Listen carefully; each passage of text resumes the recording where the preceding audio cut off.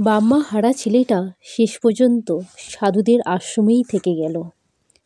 বড় ভক্ত ছিলেন পিতামাতা। তীর্থ করতে করতে পৌঁছেছিলেন এই আশ্রমের অতিথি হয়ে। 2-4 দিন সাধু সঙ্গে ভগবত প্রসঙ্গে আনন্দে কাটিয়ে হঠাৎ কোন অজানা রোগে দুজনেই শয্যা নিলেন। চিকিৎসা কিছু শুরু করার আগেই চলে গেলেন পৃথিবী ছেড়ে। যাবার আগে ফ্যালফ্যাল করে তাকিয়ে থাকা অসহায় ছেলেটাকে তুলে দিলেন সাধুদের হাতে। সে তখন থেকে সাধুদের জন্য নদী থেকে জল নিয়ে আসে, কাঠকুটো গুঁড়োয় বনে বনে, সকালে ফুল তোলে, চন্দন ঘষে, বাসন মাজে, কখনো বা ভিক্ষার চাল ডাল ধুয়ে দেয়। ধীরে ধীরে সকলের জন্য রান্না করতেও শেখে, রুটিও বানায়। সাধুরা যখন শাস্ত্র পাঠ করেন, ভগবানের কথা বলেন, তখন সে মন দিয়ে শোনে। বাইরে থেকে দেখলে তাকে বুদ্ধিমান বা বোকা কিছুই বলা যায় না। কখনো একটা টিলার ওপর বসে দূরে বনের দিকে তাকিয়ে থাকে। একদিন আশ্রমের একটা গরু হারিয়ে গেল। সাধুরা খোঁজাখুঁজি করছেন। সন্ধে ঘনিয়ে আসছে। শেষ পর্যন্ত ছেলেটাকে ডাকলেন সাধুরা। রাজু, গরুটা কোথায় গেল দেখ তো খুঁজে। রাজু যেন ঘুম ভেঙে জাগল। তারপর মুখে একটা অদ্ভুত শব্দ করে দৌড়াতে লাগলো। শব্দটা বাছুরের ডাকের মতন। ঘণ্টাখানে সব চুপচাপ। রাজু অদৃশ্য হয়েছে বনের পথে। সাধুরা একটা বাতি নিয়ে গোয়ালের লোকটিকে পাঠালেন। কিছুক্ষণ পর সকলে দেখেন বিন্দুর মতো আলো দুলতে দুলতে আসছে। দেখা গেল হারানো গরু সমেত রাজু আসছে। একদিন শাস্ত্রপাঠ হচ্ছিল।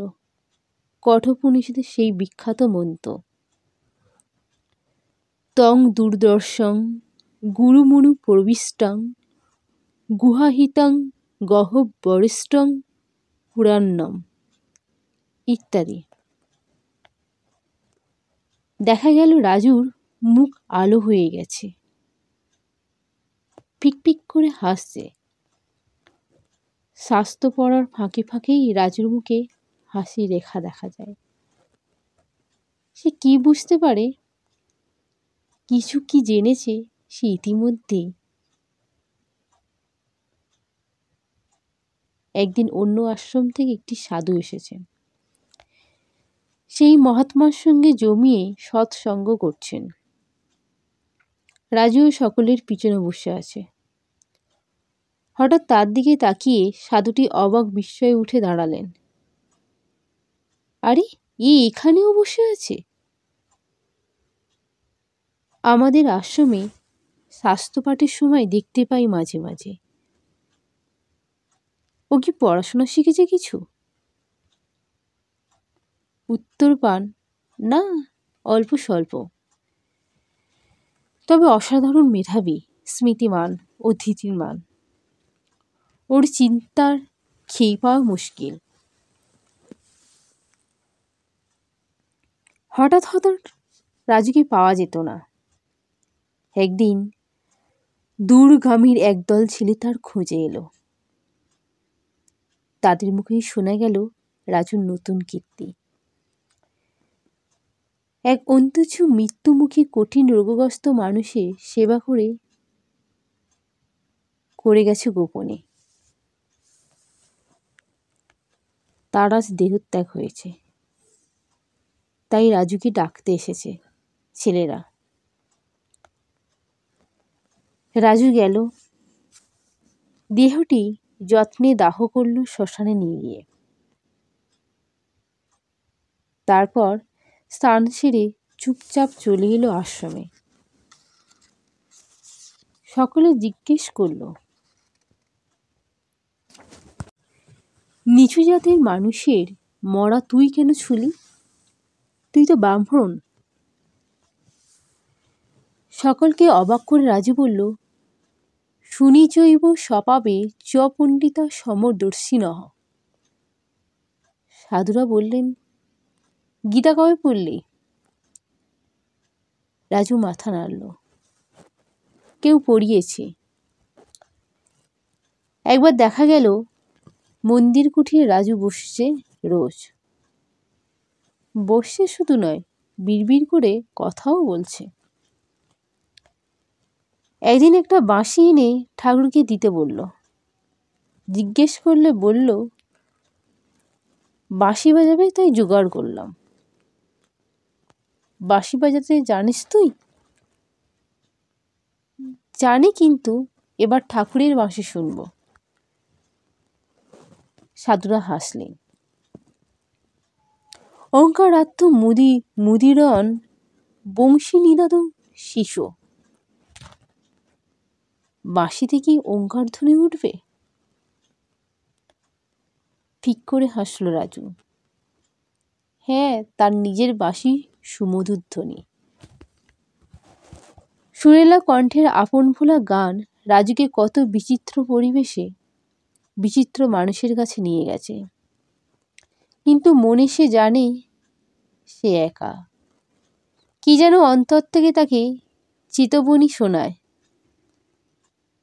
দিন চলে যায়, অন্তরে ডুবে তাকে খুঁজতে হবে। তুমি যে রাত জাগা পাখি গো, যা নিশা সর্বভূতানাং তৎসং জাগর্তি সংযমী। তুমি সাধু ছিলে, সাধুই আছো, আবার সাধু হয়েই মানুষের কল্যাণ করবে। তোমার পথ অনন্ত, তোমার পথের চন্দ্রাতপ রবি শশী নক্ষত্রের দল। তোমার শয়ন যত্র দত্ত পৃথিবীর মাটি। তোমার খাদ্য ভিক্ষান্ন অথবা গাছের ফল। তোমার বসন শ্মশানে চিরবস্ত্র অথবা গাছের ছাল। তুমি আনন্দলোকে শাশ্বত যাত্রী। অমলিন হাসি সুপুর আলো ফুটে ওঠে রাজুর চোখে মুখে। এরপর কেটে গেছে অনেক বছর। এক লোকালয়ের কাছে এক সাধু এসেছেন। গ্রামে গ্রামে রটে গেছে ঈশ্বরজানিত পুরুষিনী। দুবেলা তার ছোট্ট কুটিরের দাওয়ায় ভিড় জমে। মানুষ কত কি চায়, রোগমুক্তি, দারিদ্র মুক্তি, নানা কামনার পূরণ। হাজারটা চাওয়া নিয়ে আসে। সাধু অধিকাংশ সময়ই মৌন, প্রশান্ত। বলেন মাঝে মাঝে, ওসব আমি কিছুই জানি না, ঈশ্বরকে প্রাণ ভরে ডাকো, আমার কাজ। আর প্রার্থনা জানাই সকল মানুষের কল্যাণের জন্য। তোমরা আর কিছু না পারো, প্রার্থনা তো করতে পারো। যিনি সৃষ্টি করেছেন, সৃষ্টি রক্ষা তিনিই করবেন, চাইলে ধ্বংসও করবেন। যাই হোক, ওষুধ বিশুধ তিনি দেন না, কিন্তু তার দেওয়াই দুদণ্ড বসলে প্রাণ জুড়োয়। তিনি রোজই সকালের দিকে গভীর বনে চলে যান একটা ঝোলা নিয়ে। সাধারণ মানুষ রুটিয়ে দিল, তিনি বনে ঈশ্বরকে দর্শন করেন, তার সঙ্গে কথাবার্তাও বলেন। কিছু সমাজলোক সাধুটির ভণ্ডামি আবিষ্কার করে তাকে লোকচক্ষে হেয় করে দেওয়ার পরিকল্পনা করল। এক সকালে তিনি বনে যাওয়ার সময় তার পিছন পিছন চলল। বহুদূর গিয়ে সাধু একটি কুঠিরে প্রবেশ করলেন। সেখানে এক অতি বৃদ্ধ দম্পতি, দুরারোগ্য ব্যাধিতে জর্জর। নড়ার শক্তি নেই। তিনি তাদের তুলে এনে বসালেন। তারপর অতি যত্নে ক্ষতস্থানে তেল দিলেন, গরম জল করে স্নান করালেন, বস্ত্র পরালেন, সামান্য ভাতে ভাত ফুটিয়ে খাইয়ে দিলেন। যেন দেবসেবার আত্মে ফুটে উঠল। তারপর সাষ্টাঙ্গ প্রণাম করলেন। এই অদ্ভুত সেবার দৃশ্যে সমালোচকদের চোখ সজল হলো, মনে হলো ভারাক্রান্ত। সাধু সবই জানেন। তার মধ্যে থেকে ফিক করে হেসে উঠল রাজু নামের ছেলেটা। বললেন, হ্যাঁ বাবারা, এরাই আমার ঈশ্বর। এদের যে দেখবার কেউ নেই। আপনারা কষ্ট করে এবার ফিরে যান। আমার জন্য অপেক্ষা করছে আরও অসুস্থ নারায়ণ।